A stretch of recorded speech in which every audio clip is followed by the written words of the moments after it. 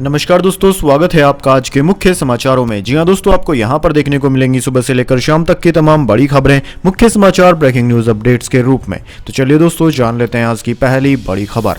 लोकसभा चुनाव 7 फेज में, पहली वोटिंग 19 अप्रैल, आखिरी 1 जून को। मणिपुर की एक सीट पर 2 फेज में वोटिंग, नतीजे 4 जून को आएंगे। जी हां दोस्तों, लोकसभा चुनाव 2024 की तारीखों का शनिवार को ऐलान हो गया, यानी कि लोकसभा चुनाव 2024 का बिगुल बज चुका है। इसी के साथ आचार संहिता भी लागू हो गई है। 543 सीटों के लिए चुनाव 7 फेज में होगा। पहले फेज की वोटिंग 19 अप्रैल को और आखिरी फेज की वोटिंग 1 जून को होने वाली है। वहीं दोस्तों 4 जून को नतीजे आएंगे। वोटिंग से लेकर नतीजे तक इसमें 46 दिन लगेंगे। लोकसभा के साथ 4 राज्यों आंध्र प्रदेश, ओडिशा, अरुणाचल प्रदेश और सिक्किम के विधानसभा चुनाव की तारीखें भी जारी कर दी गई है। ओडिशा में 13 मई, 20 मई, 25 मई और 1 जून को वोटिंग होगी, जबकि 3 राज्यों में 1 फेज में चुनाव होंगे। अरुणाचल और सिक्किम में 19 अप्रैल, आंध्र प्रदेश में 13 मई को वोट डाले जाएंगे। वहीं दोस्तों इलेक्शन शेड्यूल में सीटों की संख्या 543 से बढ़ाकर 544 सीटें हो गई है। इसकी वजह मणिपुर की आउटर मणिपुर लोकसभा सीट है। इस लोकसभा सीट में 28 विधानसभा सीटें हैं। 15 विधानसभा सीटों में 19 अप्रैल को और 13 विधानसभा सीटों में 26 अप्रैल को मतदान होगा।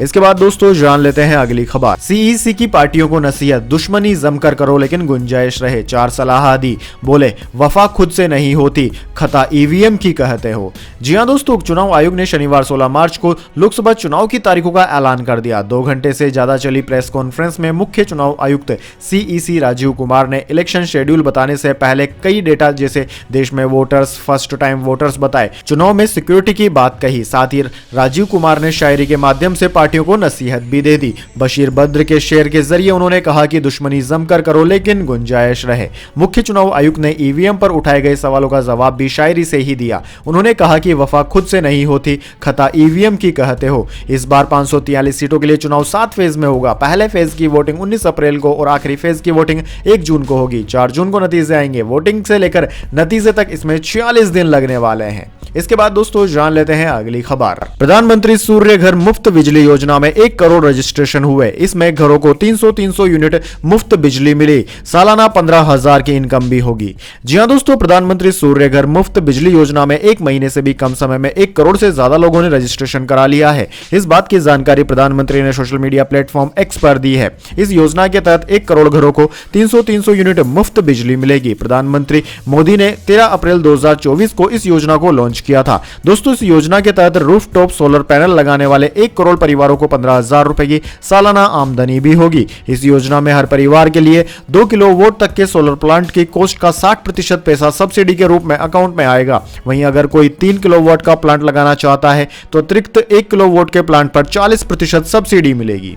इसके बाद दोस्तों जान लेते हैं अगली खबर। ईडी समन केस में सीएम केजरीवाल को अग्रिम जमानत मिली। जांच एजेंसी के 4 समन पर हाजिर नहीं हुए थे, आगे पेशी से भी छूट मिली। जी हां दोस्तों, दिल्ली के मुख्यमंत्री अरविंद केजरीवाल शनिवार को परिवर्तन निर्देशालय के समन मामले में रावज एवेन्यू कोर्ट के सामने पेश हुए। पेशी के 1 मिनट बाद कोर्ट ने उन्हें 15,000 रुपए के मुचलके पर जमानत दे दी। कोर्ट ने इस मामले में केजरीवाल को हाजिर होने से भी छूट दे दी है। ईडी ने कोर्ट से कहा है कि वह शराब नीति को फाइनल करने से पहले हुई बैठकों और रिश्वतखोरी के आरोपों पर केजरीवाल का बयान दर्ज करना चाहती है, लेकिन 8 समन भेजने के बाद भी वो हाजिर नहीं हुए। केजरीवाल के वकील ने कोर्ट से अपील की कि उन्हें ईडी से वे दस्तावेज चाहिए जिनके आधार पर उनसे पूछताछ होनी है। कोर्ट ने ईडी को दस्तावेज देने के आदेश दिए हैं। मामले की सुनवाई 1 अप्रैल को होगी। इससे पहले रावज एवेन्यू कोर्ट में शुक्रवार को सुनवाई हुई थी। ईडी की याचिका पर कोर्ट में पेश होने के लिए उन्हें 7 मार्च को समन जारी हुआ था। ईडी अब तक 8 समन जारी कर चुकी है, लेकिन दोस्तों केजरीवाल एक बार भी एजेंसी के सामने पेश नहीं हुए। इसके बाद जांच एजेंसी ने कोर्ट में केजरीवाल के खिलाफ 2 शिकायतें दर्ज करवाई है।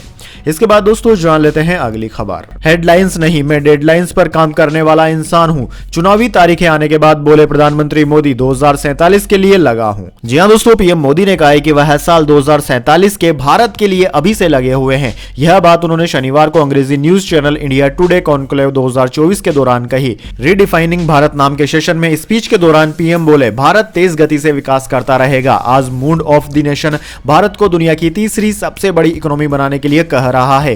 पीएम के मुताबिक मैं हेडलाइंस पर नहीं डेडलाइंस पर काम करने वाला व्यक्ति हूं। उन्होंने आगे बताया कि देश में अब तक जितने प्रधानमंत्री रहे होंगे उनसे अधिक बार मैं नॉर्थ ईस्ट गया। जिन गांवों को आखिरी गांव कहा जाता था मैंने उन्हें पहले गांव कहा। अगर पूर्व में है तो पहली किरण वहीं से आती है और पश्चिम में है तो आखिरी किरण वहां सलाम करके जाती है। कार्यक्रम के दौरान प्रधानमंत्री ने कहा कि मैंने अमीरों की गरीबी भी देखी है और गरीबों की अमीरी भी देखी है। इसके बाद दोस्तों जान लेते हैं अगली खबर। 2 जिला प्रमुख सहित पूर्व सांसद विधायकों ने छोड़ी कांग्रेस, 35 नेताओं ने ज्वाइन की भाजपा। बेनीवाल के करीब ही पार्टी से अलग हुए। जी हां दोस्तों, राजस्थान में आज कांग्रेस के 18 से ज्यादा नेताओं सहित करीब 35 लोगों ने भाजपा ज्वाइन कर ली। जयपुर में प्रदेश अध्यक्ष सीपी जोशी ने सभी को पार्टी की सदस्यता ग्रहण करवाई। इसमें कांग्रेस के वर्तमान 2 जिला प्रमुख सहित पूर्व सांसद और पूर्व विधायक शामिल हैं। इसी बीच कांग्रेस और हनुमान बेनीवाल की पार्टी राष्ट्रीय लोकतांत्रिक पार्टी आरएलपी के गठबंधन की उम्मीदें और कम हो गई है। हालांकि बेनीवाल के एक करीबी नेता उम्मीदवार राम बेनीवाल ने आज कांग्रेस की सदस्यता ली है। उम्मीदवार राम को पार्टी बाड़मेर से उम्मीदवार बना सकती है। इसके बाद दोस्तों जान लेते हैं अगली खबर। T+0 सेटलमेंट पर बीटा वर्जन 28 मार्च को लॉन्च होगा। अभी मार्केट में T+1 सेटलमेंट साइकिल। सेबी ने एफपीआई के लिए एडिशनल डिस्क्लोजर में भी छूट दी। जी हां दोस्तों, share market regulator security and exchange board of India यानी कि सेबी ने 28 मार्च से ऑप्शनल बेसिस पर T+0 सेटलमेंट के बीटा वर्जन को लागू करने को मंजूरी दे दी है। शुक्रवार को बोर्ड की मीटिंग के बाद सेबी ने कहा कि बोर्ड ने 25 शेयरों के सीमित सेट के लिए और ब्रोकर्स के एक सीमित सेट के साथ T+0 सेटलमेंट के बीटा वर्जन को लॉन्च करने की मंजूरी दी है। सेबी ने बताया कि पहले 3 और 6 महीने की प्रोग्रेस देखी जाएगी, जिसके बाद T+0 सेटलमेंट सिस्टम को लेकर आगे फैसला लिया जाएगा। इसके साथ ही सेबी ने ट्रेड करने में आसानी लाने के लिए फॉरेन पोर्टफोलियो इन्वेस्टर्स के लिए कई छूटों को भी मंजूरी दी है। इसके बाद दोस्तों जान लेते हैं अगली खबर। हम बहुत अलर्ट हैं, जम्मू कश्मीर में विधानसभा चुनाव पर सीईसी ने दिया बड़ा अपडेट। जी हां दोस्तों, लोकसभा चुनाव 2024 की तारीखों की घोषणा को लेकर चुनाव आयोग ने प्रेस कॉन्फ्रेंस की। इस दौरान तीनों चुनाव आयुक्तों ने मीडिया को भी संबोधित किया था। जम्मू कश्मीर में विधानसभा चुनाव की घोषणा न कराए जाने पर न्यूज 18 इंडिया के संवाददाता ने चुनाव आयोग से सवाल किया। इस पर जवाब देते हुए मुख्य चुनाव आयुक्त ने कहा कि हम जम्मू कश्मीर को लेकर बहुत सचेत हैं। 2023 से ही इस राज्य में चुनाव कराने की बात चल रही है। कुमार ने प्रेस कॉन्फ्रेंस में संवाददाताओं को संबोधित करते हुए जम्मू कश्मीर विधानसभा चुनाव की घोषणा न करने के बारे में अपनी बात कही। उन्होंने कहा कि दिसंबर 2023 से जम्मू कश्मीर में चुनाव कराने का मीटर लागू हो गया है। उन्होंने कहा कि सभी राजनीतिक दल ने हमसे कहा कि जम्मू कश्मीर में एक साथ यानी कि लोकसभा के साथ ही विधानसभा चुनाव भी कराए जाएं। मुख्य चुनाव आयुक्त ने कहा कि जम्मू कश्मीर की सरकारी मशीनरी ने कहा है कि चुनाव एक साथ मत करवाइए। उन्होंने कहा कि हर विधानसभा क्षेत्र में उम्मीदवारों की सुरक्षा के लिए 2 सेक्शन यानी कि बड़ी संख्या में सुरक्षाकर्मी मुहैया करवाने होते हैं, जिसकी उपलब्धता लोकसभा चुनाव के बाद ही संभव हो पाएगी। उन्होंने बताया कि जम्मू कश्मीर में लोकसभा चुनाव के बाद ही विधानसभा चुनाव संभव है। इसके बाद दोस्तों जान लेते हैं अगली खबर। बीजेपी का चुनावी सॉन्ग मैं मोदी का परिवार हूं प्रधानमंत्री ने शेयर किया। 3 मिनट 13 सेकंड के गाने में 12 भाषाएं, किसानों, महिलाओं और युवाओं का जिक्र हुआ।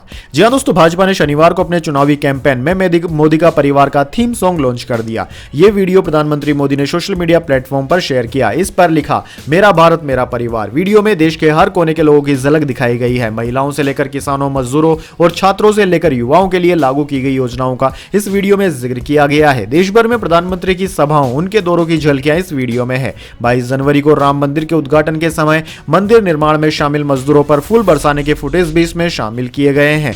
3 मिनट 13 सेकंड का यह गाना अधिकतर हिंदी भाषा में है। हालांकि इस सॉन्ग की लाइन मैं मोदी का परिवार हूं को हिंदी के अलावा गुजराती, पंजाबी, उड़िया, तमिल समेत 11 अन्य भाषाओं में भी गाया गया है।